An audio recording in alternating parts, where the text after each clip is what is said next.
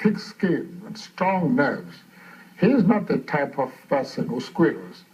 And he knows that I hold him in the highest regards because even before he was president, he was very generous in assisting us to ensure that we're victorious. He said in that interview with me, you're not a person who squeals. When you hear that now from him, what goes through your mind? That he helped me to be that kind of man. That he inspired me before I knew him, and that after we became friends, every minute we spent together, even when we were having the occasional argument from our positions as President of the United States and President of South Africa, where he always held his ground and did what he thought was right. We never stopped being friends, and he never stopped being friends with Hillary and with my daughter, which meant a lot to me. That he always took a lot of interest in her because she just idolized him. She thought he was unbelievable from the time when she was almost 10 years old and he walked out of prison, and I got her up early to watch it. He held an amazing place in her imagination and her heart. He still does today. As a student, whether at Georgetown University or Oxford or Yale Law School, were you involved in the struggle to get rid of apartheid? I ask the question because you're from Arkansas, you're a Southerner, and in those days there was a difference of opinion as far as South Africa and apartheid was concerned. Well, when he first, keep in mind, most of those years you talked about were in the 1960s, and it was very early, and he hadn't then become the heroic figure that he later became, and the sanctions movement hadn't picked up a lot of steam. But I certainly knew who he was, and I remember thinking about him more when Robert Kennedy took his famous trip to South Africa and gave that amazing speech against apartheid.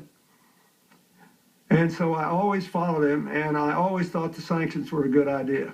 I thought that we needed to be on the side of saying, you know, this is not right, this cannot stand. We couldn't advance civil rights at home and go through all that we went through, including the martyrdom of Martin Luther King, who clearly, like Gandhi, like Mandela, was inspired by Gandhi, and not stick up for South Africa.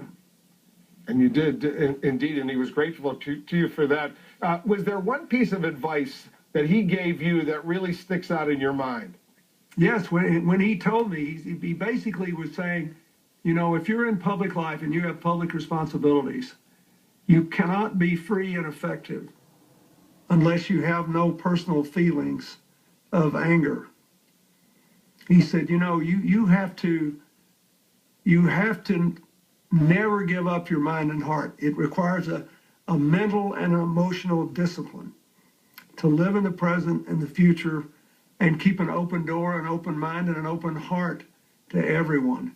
I remember one day, about a month after that whole impeachment business was over, Henry Hyde, who'd run the whole show, unbelievably enough, maybe it was a few months after, but it was shortly after, asked for a meeting at the White House for something that he was really interested in. He brought a delegation in. My staff said, I can't believe you're going to do this. I said, it's my job to do it. He's a member of Congress and a senior member. And they came and left, and as far as they knew, I did not even remember what had happened. I was able to do that because of what Nelson Mandela did for me, the way he helped me.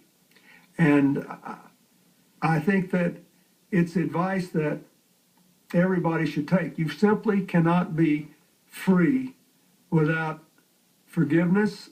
You don't have to forget, but you have to forget when you're doing something that has nothing to do with how you feel alone. Mandela never completely got over his regrets of what he missed and his occasional emotional intrusions of anger, but you could see it. People who knew him well could see it. Something would come into his eyes, and then almost instantaneously it would disappear because he had trained himself to live in the present, look to the future, and he knew he couldn't be a free man if he was burdened with anger, and so he let it go.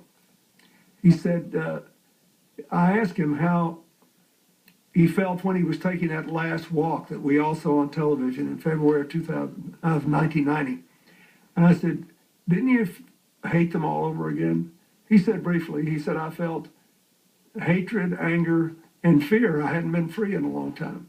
But he said, when I got to the gate, I said, I want to be free. And I knew if I still hated them when I drove out the door, I would still be their prisoner. I wanted to be free. And so I let it go. That it was amazing, the clarity, the strength, and the genuine honesty with which he said it. And it's what enabled him to light up the world with that smile of his. They saw a truly free man, not just somebody who was legally free, not just someone who won an election, but a human being in full possession of his spirit and his joy in life in the moment. And I was thinking about it, arguably the great symbols of freedom in the world in the 20th century are Gandhi and Dr. King and Nelson Mandela, certainly in the last 80 years or so. They were martyred. He became a hero because he survived and he thrived and he served, and he did it because he was free and because people felt that, and he was able to engender, this is a tribute to the rest of South Africa, he was able to engender a level of trust in people because he trusted them. And it worked out for him in a way that was altogether fitting and just. He was an astonishing human being. He certainly was. It worked out for him. It worked out for South Africa, and he inspired so many of us around the world. We're out of time, Mr. President. Thanks so much for joining us. I assume you're going to be going to South Africa in the coming days to pay your personal respects. I am. Our whole family's going. I typically, since I left the White House, especially when my Dave and I were working on AIDS together, but even afterward, tried to always time my summer trips to Africa so I could be there around his birthday, and I wouldn't miss this.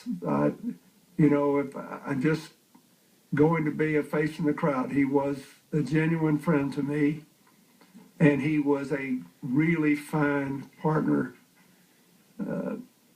as president. So my whole family will be there, and we're looking forward to having the chance to say goodbye one last time. Mr. President, thank you so much for sharing your beautiful words with all of our viewers here in the United States and around the world. We appreciate it greatly. Thank you.